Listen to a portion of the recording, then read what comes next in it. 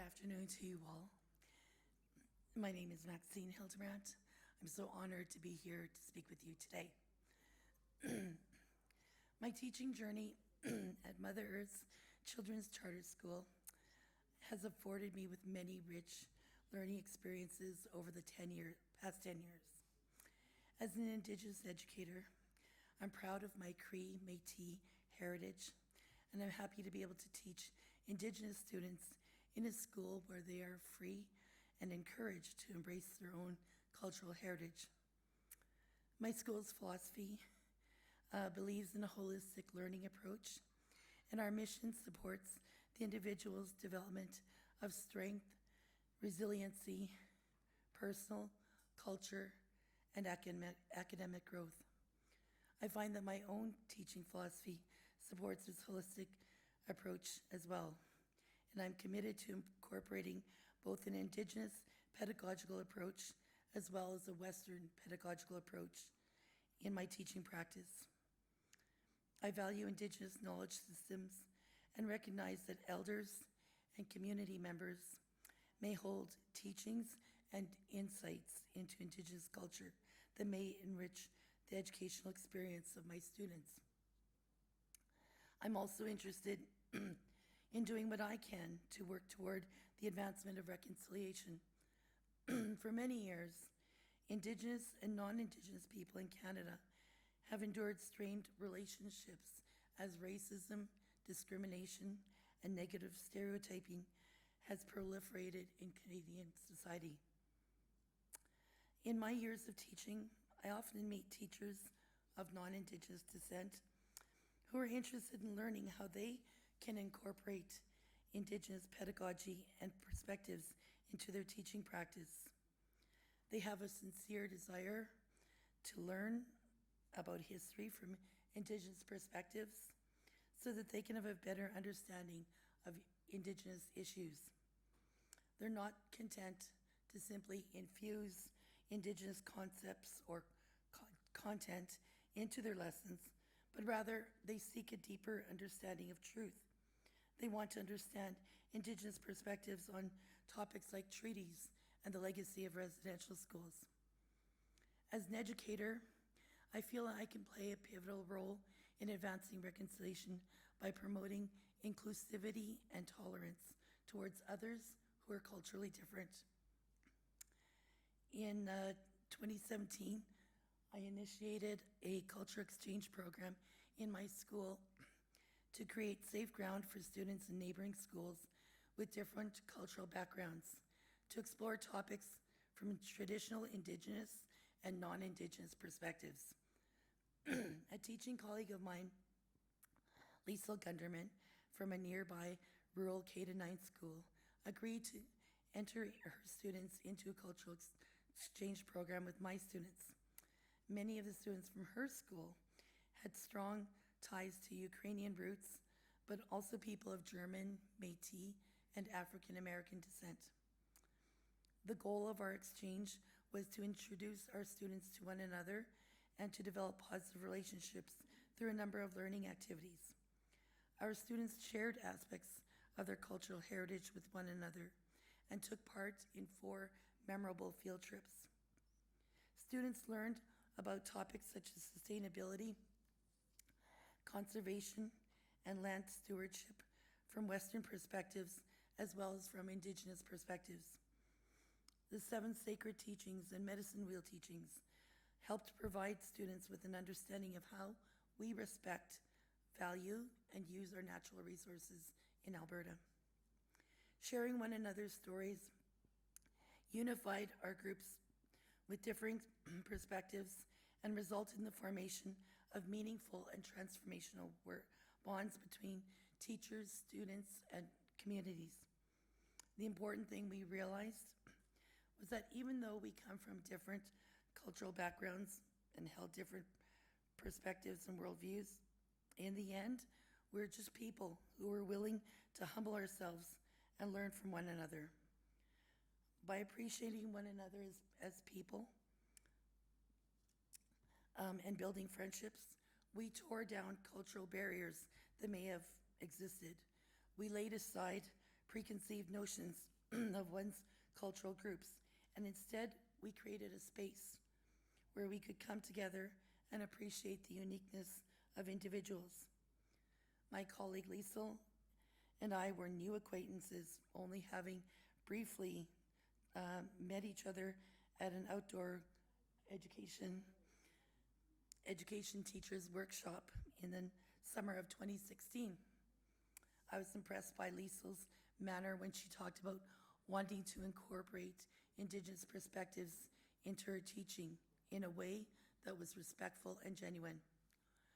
This chance meeting stayed with me for months, and I knew there were sincere teachers out there that wanted to approach teaching of Indigenous perspectives in the right way. When an opportunity came my way to apply for a grant to participate in a cultural exchange program, I knew right away that I wanted to approach Liesel and collaborate with her. So I contacted her 6 months after our first brief meeting and found that she was most willing to work with me.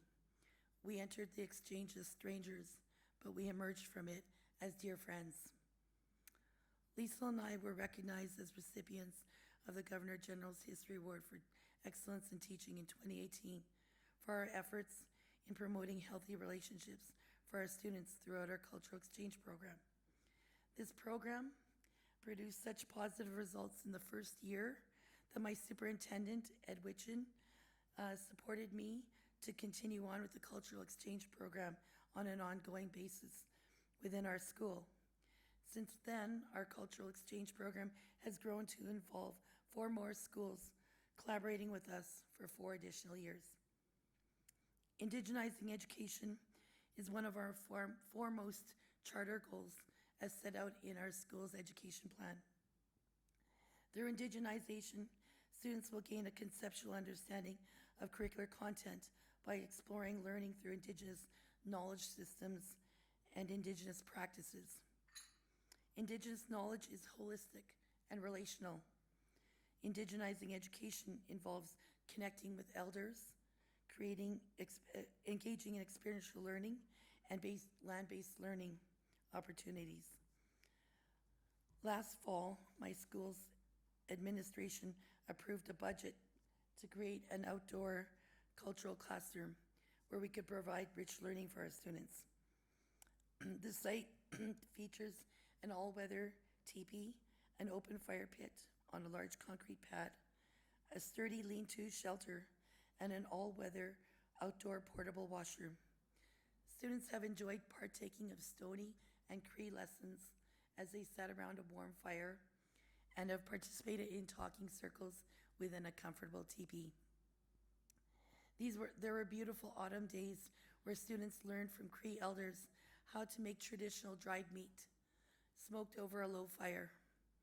Students have also learned how hunting and fishing played an important role in sustaining our ancestors and continue to be an important role in our lives today.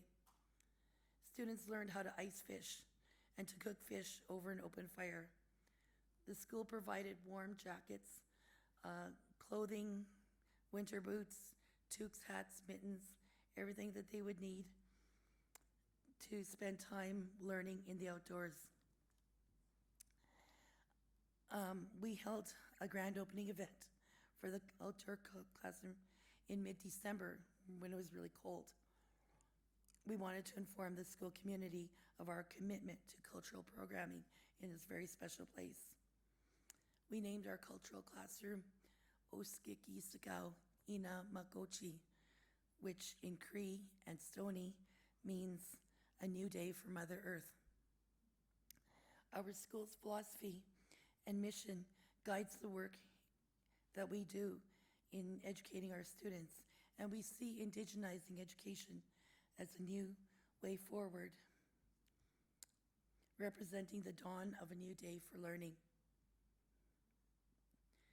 As nice as this classroom is for our students, an important part of our school's charter is to promote collaboration and cultural understanding with others. It is our sincere hope that as we move forward in the upcoming school years, we can invite schools to bring their students out to share in some of the rich cultural learning experiences that we can enjoy in our outdoor classroom. We already have plans to expand our space to include an additional teepee, an outdoor 3D archery range, and other amenities as required. I am looking forward to forging relationships that are cultural bridges with others who are from different cultural backgrounds. I also know firsthand how effective a tool cultural exchanges may be for educators who seek to promote cultural understanding among their Indigenous and non-Indigenous students. I attribute the success of my cultural exchange program to the ability that I had to work with other educators who shared mutual goals with mine and maintained a positive mindset to achieve cultural understanding among students. In a closing note here, one thing that I heard over and over again is the talk about creating a space. And I feel like watching a lot of you here today and listening to your stories that I feel like that space is that opportunity to create a space between Indigenous and non-Indigenous people coming together. That's what it's going to take to advance reconciliation and make meaningful change moving forward. And I thank you all for having me here today.